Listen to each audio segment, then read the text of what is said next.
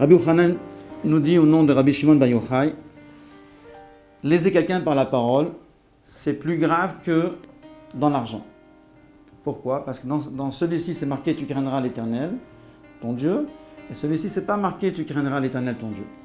Rabbi Lazar nous dit, là, on porte atteinte à son gouffre, à son corps, à sa propre personne, et là, on porte atteinte à son argent, à sa fortune. Rabbi Shmuel Ben Nachmani nous dit, il rajoute, celui-ci, Nitan et Ishavon, lorsque on a causé un dommage, un préjudice matériel à quelqu'un, on peut réparer cela, on peut restituer ce qu'on a fait comme dégâts. Par contre, lorsqu'on a vexé quelqu'un, on a lésé par la parole, l'onitan ishavon, c'est irréparable. Et même si après on s'excuse, etc., on dit on n'a pas fait exprès, tout ce qu'on veut, mais la chose est faite. Il reste toujours une trace des paroles et on ne peut pas réparer complètement. On a enseigné donc devant Rav Nachman Bar Yitzhak, Kol hamabin pene chavero barabim, tout celui qui humilie son prochain en public, c'est-à-dire qui fait blêmir le visage de son prochain en public, Keilu shofer damim, c'est comme s'il a versé du sang. Amarle, il lui a dit ce Tana, Shapir Ka'amart, Rav Nachman a dit à ce Tana, tu as bien dit, tu as raison, de Chazinale, de Hazel, Sumaka, Veati, Chivara. Que la personne qui subit, qui est victime d'une humiliation en public, au départ, elle devient toute rouge, et lorsqu'elle est au paroxysme de la honte, de l'humiliation, elle devient toute blanche. C'est-à-dire qu'au départ, le rouge vient, après il s'en va, et après il tourne, il vire au blanc. Donc c'est comme si on a versé du sang. Amalé Rabaye le Rav Dimi, Abaye demande à Rav Dimi, qui était un Amora des races Israël, et qui s'était rendu en Babylonie, à Babel. Il a dit, s'il te plaît, Bema Rava, là-bas à l'ouest de Babel, c'est-à-dire en Terre Sainte, en Eretz HaKodesh, Bema Izeire, à quoi les habitants d'Israël font le plus attention, c'est-à-dire dans quoi ils se montrent le plus scrupuleux. Il leur a répondu, Barvouri Apé, on n'a jamais vu un cas que Dieu préserve d'humiliation. On fait très très attention à ne jamais faire honte à quelqu'un, surtout pas en public. D'Amar Rabbi Hanina nous dit, Akol yordim le Geinom, tous descendent au Geinom, Chutz Mishlosha, sauf 3 cas de figure. C'est-à-dire, il y a 3 catégories de personnes qui ne descendent pas au Geinom, à la Gehenna. La Gemara s'interroge, Akol, Sakadatar, comment ça peut te venir à l'esprit que tout le monde va au Geinom? Et la Gemara, elle rectifie, non. C'est ça qu'on veut dire. Kol hayordin le Geinom, Olim. Tous ceux qui descendent dans le Geinom, ils finissent par remonter. Chutz Mishlosha Shiordin ve'en Olim. Mais il y a 3 cas qui descendent et ils ne montent pas. Ils ne remontent pas. Ve'louen, les voici. Abba Alechet Ish, celui qui a une union avec une femme mariée, donc qui commet l'adultère. Amabil Pene Chavero Barabim, celui qui fait blêmir le visage de son prochain en public. Mais Mechane Shemra la Chavero, celui qui donne un mauvais surnom à son ami. Dans ces 3 cas-là, a priori, ils descendent, ils ne remontent pas. Bon, les commentaires nous disent que, en réalité, tout le monde remonte, mais tous remontent rapidement, et ceux-ci, ils tardent longtemps avant de remonter.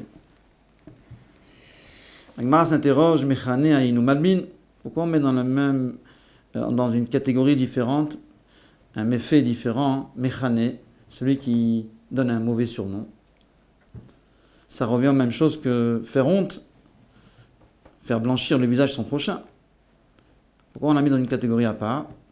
La Gemara répond, Afagav de Dashbe Mishme, même qui s'habitue à ce surnom, et qu'il n'éprouve plus de honte quand on le surnomme avec ce mauvais surnom, quand même c'est interdit, parce que celui qui le dit, il a une mauvaise intention, une intention malveillante. Et donc c'est aussi grave, même comme s'il avait eu honte, parce que notre intention elle est mauvaise. Amaraba Babachanam Rabbi Yochanan, Noachlo le Adam, il vaut mieux qu'un homme, Yavoal Safek Eshet Ish, qu'il s'unit avec une femme qui est peut-être mariée, c'est-à-dire on a un doute si elle est mariée ou déjà ou divorcée, Valiabin pene chavero barabim, et ne pas faire honte en public à quelqu'un. D'où le sait-on, Minalan. Rava, il a été d'Oresh cela, du verset dans le Teilim que le roi David il dit Utsal samechu vene safu karou velodamu. De ma côte, c'est-à-dire de ma deuxième moitié de ma femme, lorsqu'il parle de ma femme Bathsheba, ils se réjouissent. C'est-à-dire mes détracteurs, qui veulent dire du mal de moi, lorsqu'ils parlent de moi, ils se rassemblent ensemble et ils se réjouissent de la faute que j'ai commise. Car s'il venait à déchirer ma chair, vélo d'amour, il n'y aurait pas de saignement. Le Gemara poursuit, Amar David, le roi David, il dit devant le Saint béni soit-il, Ribono Shalolam, maître du monde, Galou Yadoua Lifanecha, tu sais pertinemment, Shimayu Mekarin Besari, si on venait à déchirer ma chair, Loyadami Shotet Laaretz, mon sang ne serait pas versé par terre. Velohod, et pas seulement ça, et la Besha Shoskin Bingaim Veaolot, lorsqu'on était préoccupé à étudier dans les sujets les plus complexes de la Torah qui parlent des négaïm, des plaies et de l'impureté des tentes, Omrimni me disait, mes détracteurs, David Abba Alechet Ish Mitato Bema. Ça n'avait aucun rapport avec le sujet traité. Et il me posait la question en public. David qui a été avec la femme d'un autre, femme mariée, quelle mort mérite-t-il? Vani Omerlahem, et je leur répondais, Mitato Bechenek. Il mérite la mort par la strangulation. Veshlo Chelek Lamamba, par contre, il a une part dans le monde futur. Mais, Amalbin Penechevro Barabim, ceux qui me font honte, en parlant d'eux maintenant, Enlo Chelek Leolamaba, il n'a pas de part au monde futur. Et c'est comme ça que la lacha a été tranchée. Celui qui commet l'adultère, s'il ne fait pas de tchouva, alors, bien qu'il va au Gehinnom, mais il a une part au monde futur. Et celui qui fait blêmir le visage de son prochain en public, alors il n'a pas de part au monde futur. C'est-à-dire, à part le Gehinnom, il n'a pas de part au monde futur. Sauf s'il a fait tchouva, bien sûr. Vemar Marzoutra Bartouya, Amara Vamrila Rabbi Bamizna, Rabbi Shimon Bachazida, Marmila, Rabbi Yochanan, Mishon Rabbi Shimon Bayochai. Donc en fin de compte, un enseignement de Rabbi Shimon Bayochai. Noachlo le Adam, Shapil Atzmo le Kifshanaesh. Vaut mieux pour un homme de se jeter dans une fournaise ardente et ne pas faire honte à son prochain en public. D'où le sait-on, l'histoire de Tamar, dire-t-il comme c'est marqué, Himutset vi shalcha el Chania. Donc Tamar, c'était la bru de Yehuda, et voilà que elle a été avec Yehuda sans qu'il sache que c'était Tamar, parce qu'elle s'était couverte. Et voilà que par la suite, 3 mois après, on vient annoncer à Yehuda, ta bru, elle s'est prostituée. Alors il a dit qu'on la sorte et qu'on la brûle. Alors qu'on était en train de la sortir pour l'amener sur le lieu de l'exécution, quelques secondes avant, Tamar envoie dire à son beau-père, reconnais ce seau, ce châle, ce bâton, à qui ils appartiennent, car c'est du propriétaire de ces 3 objets que je porte l'enfant qui est en moi. Et donc Tamar, il a eu ce raisonnement. S'il admet que c'est de lui que je suis tombée enceinte, alors tant mieux.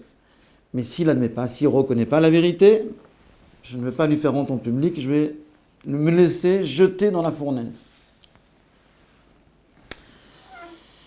Et en fin de compte, Yehuda, il a reconnu la vérité en public, il a fait un aveu en public, et malgré qu'il savait qu'il était exposé à toutes les railleries et les moqueries du grand public de l'époque, alors qu'il était le juge, il était l'autorité morale la plus importante, il était le représentant de l'ordre public, il était le gouverneur de toute la région. Et donc il savait, Yehuda, à quoi il s'exposait en reconnaissant la vérité. Il aurait pu, sans dire la vérité, dire ne la jetez pas dans le feu et draper l'histoire de telle manière qu'on ne va pas savoir ce qui s'est passé. Mais non, Yehuda, il a préféré dire la vérité publiquement. Et même s'il va avoir une honte dans ce monde éphémère, mais éviter d'avoir la honte dans le monde éternel plus tard, devant tous ses ancêtres, ses avot, Akadoshim, etc. Et donc, par la suite de ça, quand il a dit Tzadka Mimeni, oui, je reconnais que c'est de moi, et elle a eu raison. Donc le Midrash nous dit qu'une voix retentit dans le ciel, et elle a fait la déclaration suivante, Mimeni Yatsa Adavar. Mimeni, le bon Dieu lui-même, il est intervenu, il a dit, c'est de moi que vient la chose, c'est moi qui ai intervenu pour que l'histoire se déroule de telle manière, c'est-à-dire que cette union se produise, pour que la lignée du roi Mashiach verra un jour le jour. Et donc voilà une belle histoire. On apprend tout d'abord que Tamar n'a pas voulu faire honte à Yehuda, et elle était prête à se jeter dans le feu. Et donc on apprend donc que c'est plus grave de faire honte à quelqu'un que d'être jeté dans le feu. Parce que faire honte à quelqu'un, c'est verser le sang. Et deuxièmement, on en apprend aussi que, même qu'à l'époque, il n'y avait pas une loi qu'une fille de Cohen, parce que Tamar était la petite fille de Shem, la fille de son fils. Et donc, normalement, elle ne devait pas être brûlée, même qu'elle a commis une faute pareille. Mais nos sages nous disent que à l'époque du déluge, après le déluge, les nations du monde, les nations païennes, avec Shem et son tribunal, ils ont mis des barrières dans tout ce qui est lié à la débauche. Et donc, comme ils ont vu la catastrophe que ça a provoqué dans le monde, le déluge, suite à une dépravation morale, à une perversion de la société, donc ils ont décidé certaines lois, encore plus chamourotes, plus graves que la Torah maintenant, que dans le cas de Tamar, que si elle a fauté comme ça, donc elle devrait être brûlée. C'est-à-dire une fille normale, qui n'est pas une fille d'un Kohen, elle est uniquement mise à mort, mais méritée d'être brûlée parce que c'est une fille de Kohen. Ça, c'est une explication. Et donc à l'époque, Yehuda, voyant que dans sa région, la débauche prenait de l'ampleur, donc il a voulu enrayer cette débauche en faisant un verdict, une sentence dure. Et il a dit, sortez-la et qu'on la brûle. Aussi, comme c'était sa belle-fille, sa bru, et que la famille de Shem, qui était un grand sadique, c'était Cohen Tzedek, Melech Shalem, le roi de Yerushalayim, et lui aussi, Yehuda, c'était une notoriété importante, que le fait que sa bru, elle a commis un acte pareil qui a fait une grande tâche dans la famille, donc il a décidé de faire un verdict très très sévère. Et malgré ça, quand il a vu que c'était de lui qu'elle était enceinte, il a quand même reconnu la vérité publiquement. Et donc il a mérité de lui vienne la descendance du roi David plus tard, etc., jusqu'à Mashiach Tzidkenu qui descend de Yehuda.